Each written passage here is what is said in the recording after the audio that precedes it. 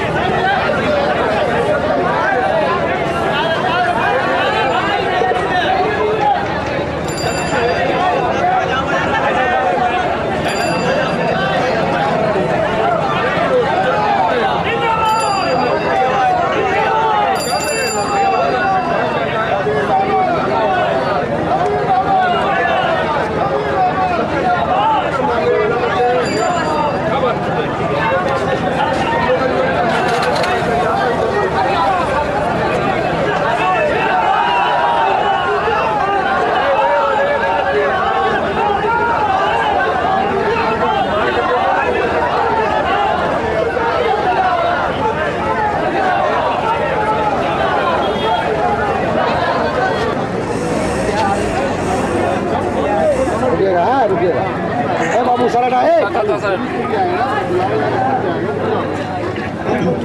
अरे यार इधर देखो।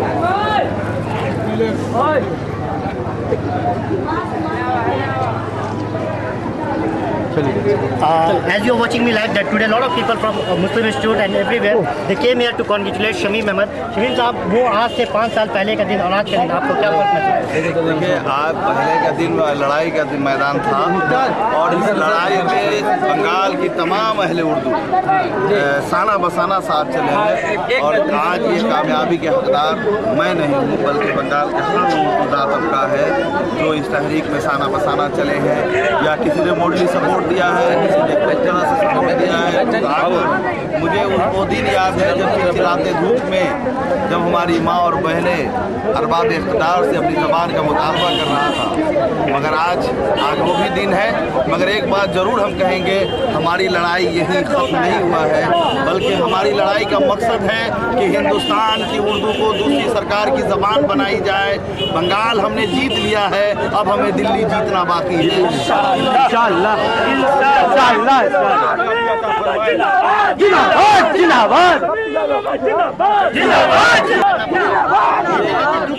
मैं बता नहीं सकता। करीबन 200 रातें ऐसी होगी जिस रात में मैं सोया नहीं होगा। कभी पुलिस की तरफ से मैं धमकाया जाता था, हमारी गाड़ी का इस्तेमाल ली गई, कभी कभी बच्चों को घर बदलना पड़ता था। हमें खौफ के साए में रहकर हम लोग तमाम लोग तहरीक चलाए। हम ही नहीं बल्कि हमारे बहुत सारे ऐसे मेंबर हैं जो जिनके साथ बहुत सारे जुल्म किए गए, मगर हमारे मेंबर, हमारे लोग जो उर्दू तहरीक में शामिल रहे वो डटे रहे। बस हम लोग ये तय कर लिया था, मैंने कहा था कि जब मैंने ये हुकूमत के खिलाफ जब तहरीक चलाया था एक उस वक्त 2 गज कफन भी अपने साथ ले लिया था। तो करो या मरो के नाम से हम लोग ये तहरीक की आगाज़ की थी।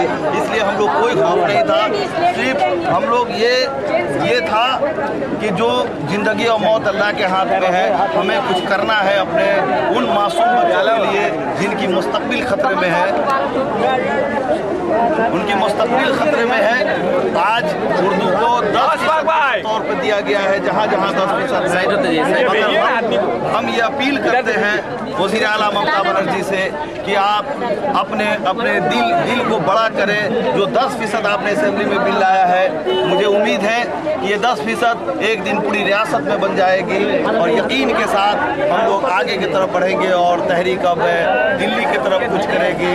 अब हमने कहा था जैसे कि बंगाल हमने लिया है, अब हमें दिल्ली जीतना है। इसलिए तमाम अहले उर्दू आपके चैनल के माध्यम से, आपके चैनल के ज़रिए हम तमाम बंगाल के अहले उर्दू को ये पैगाम देना चाहते हैं कि ये लड़ाई यहीं ख़त्म नहीं हुई। अगर हमें बहुत बड़ी लड़ाई लड़नी है, वो लड़ाई ये है कि उर्दू को हिंदुस्तान की दूसरी सरकार की ज़बान बनाना, और ये आज से ही और अभी से ही हमारी लड़ाई शुरू हो। और आज का दिन आपको कैसा लग रहा है? अब जैसे एक माली से आप पूछेंगे, जब एक माली जब पौधा लगाता है उसमें पानी और सब डालता है, जब वो फूल खिलता है माली से उसके दिल पर क्या गुजरता है, सेम वही हाल मेरे साथ है।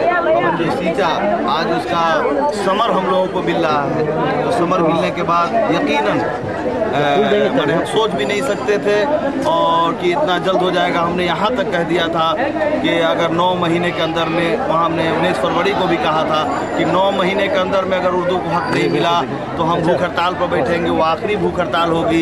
या तो हम कब्रिस्तान जाएंगे या तो उर्दू का हक लेंगे। मगर अल्लाह को शायद हम लोगों को ज़िंदा रखना था और इस तहरीक को और मकबूल बनाना था, इसलिए वज़ीर आला ममता बनर्जी को अल्लाह ने दिल में रहम दिया और असेंबली में उर्दू का बिल आ गया। ठीक है, सही ना मेरे भाई, बताइए ना।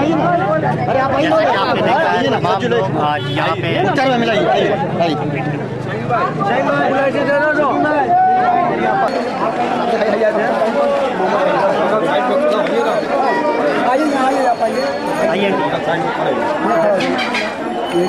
आप आज सुबह से देख रहे हैं काफ़ी लोग इकट्ठा हुए हैं और ये मुबारकबाद के मुस्तहक है कि शमीम अहमद ने जो तहरीक आगाज़ की थी आज वो कामयाबी अंजाम की तरफ पहुँचा है। इसमें ख्वातीनों का काफ़ी बहुत बड़ा हाथ है, ताकि खासकर मुसलमान ख्वातीन जो कि घर से निकलना उनका बहुत ही नामुमकिन रहता है, लेकिन ये शमीम अहमद के तहरीक का दिन है कि हमारे मुसलमान औरतें वाकई घर से पर्दे को दायरे में रखते हुए घर से निकली है और उन्होंने ये साबित कर दिया है कि यकीनन मर्द के साथ औरत भी बाजू शाना बशाना आगे बढ़ सकती है। रशीदा खातून साहबा, मैं आपसे ये पूछना चाहूँगा कि आपको ये पूरा तहरीक कैसा लग रहा है, रात को आज का कैसा फीलिंग हो रहा है, कैसा एहसास हो रहा है, कैसा महसूस हो रहा है? और आपको क्या लगता है उर्दू को जो ये सरकारी ज़बान मिला है इससे कुछ फ़ायदा होगा मुसलमानों को? जी आप जैसे हम मुसलमानों को इस बात की खुशी है कि हमारे शमीम अहमद साहब जो इस समझिए कि एक जंग मैदान से जो निकले हैं उस कामयाबी मिली और उसकी खुशी में उनका दीदार हुआ, आंखों को ठंडक मिली, दिल को इत्मीनान, तबीयत को सादमानी नसीब हुई। सुभान अल्लाह। हम लोग जो चब्दानी टाउन से हम लोग आए हुए हैं, हम लोग जो बरसों से हम लोग सुन रहे हैं कि हम लोग को आज़ादी मिल चुका है, मगर हम लोग को आज़ादी नहीं मिला था। जो आज यकीनन मालूम हुआ कि आज हम लोग का सचमुच के ये हिंदुस्तान में आज़ादी मिली है।